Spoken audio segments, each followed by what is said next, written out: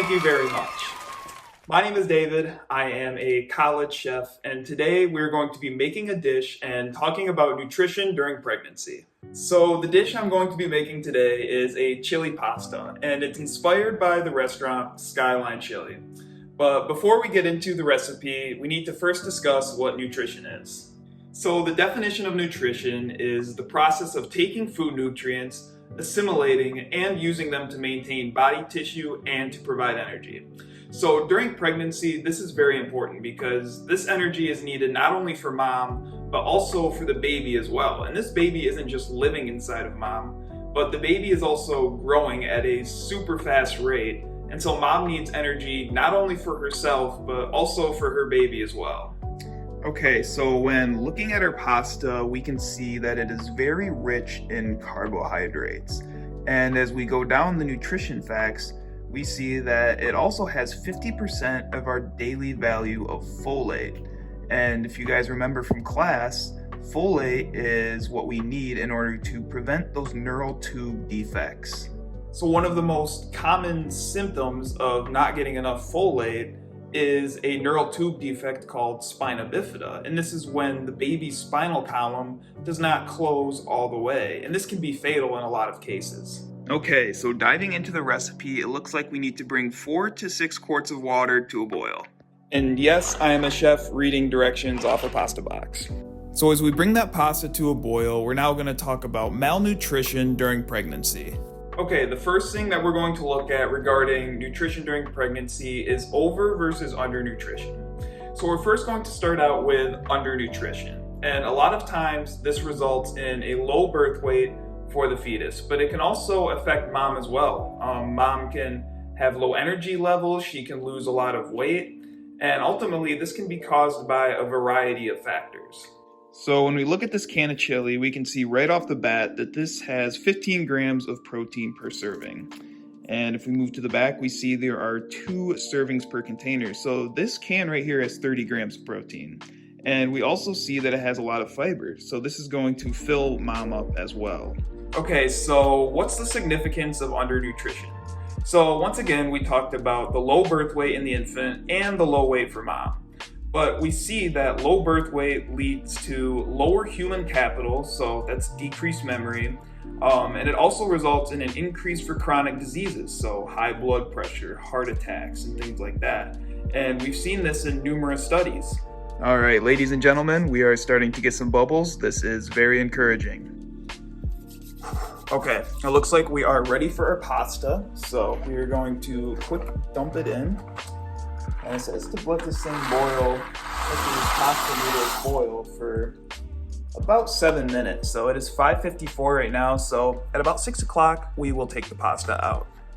And while we are doing that, we are going to heat up our chili as well. Come on. Dang.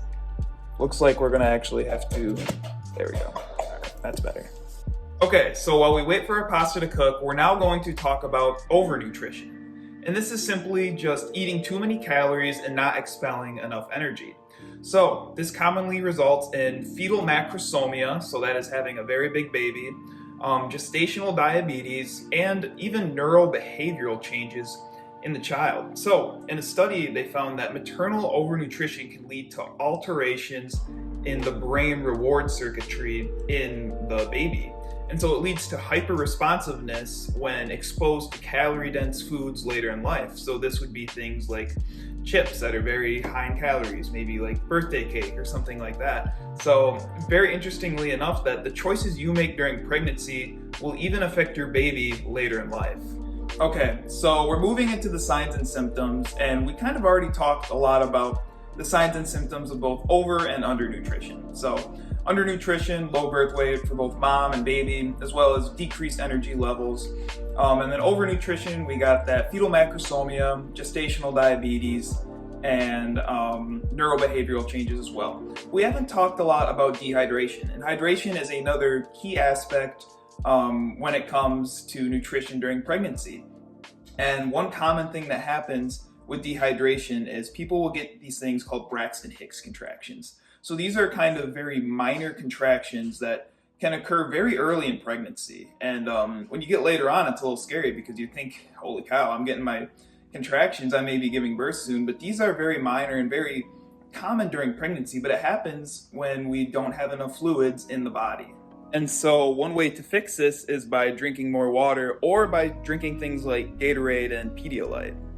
Okay, it's 6:04. Everybody knows the rules to see how your pasta is done. Is our pasta done yet? Okay, well, I don't think pasta elbows necessarily stick to cupboards that well, so we're gonna be draining this pasta anyways, because it has been quite a long time. So we're going to do this very carefully. Unfortunately, oh, you know what? I do have a strainer. I'm going to grab that real quick. But we are going to strain our pasta. There we go. Okay, awesome. Okay, and our chili should pretty much be warmed up as well. Okay, so while we wait for that pasta to cool off, let's talk about some risk factors. So we kind of already talked about it in undernutrition, but one of the big risk factors is socioeconomic status. But also for both over and undernutrition, depression and anxiety can be a lot. So we kind of talked about that with anorexia. A lot of times that results in undernutrition, but sometimes with depression, a lot of mothers cope by eating a lot of food. And with the hormone imbalances that you have to go through during pregnancy, we can see that that can oftentimes lead to overnutrition and gestational diabetes. Okay, so now, what are some treatment options for malnutrition during pregnancy? Well, in this day of technology, there are a lot of online resources. I found a lot of websites addressing like what vitamins, what nutrients you need to prioritize during pregnancy. And you can also track even the calories that you eat. And we learned that you do need more calories as you progress through your first, second, and third trimester. It's not a gradual difference, or it's not a huge difference, but you do need a little bit more calories when you get to that third trimester of pregnancy. Another one was classes. You can attend classes like pre-pregnancy, well, pre-birth classes, in order to learn about how to care for your baby and to care for yourself through nutrition.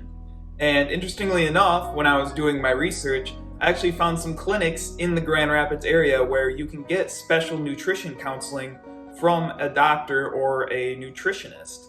And so you can see the website on the screen right now. And so there are a lot of resources where we can treat and prevent malnutrition during pregnancy, whether it's online, whether it's classes, or you can even do one-on-one, which I'm sure is a little bit more expensive, but we even see it like with your Apple Watches or like with apps. You can track the calories and the macros and everything.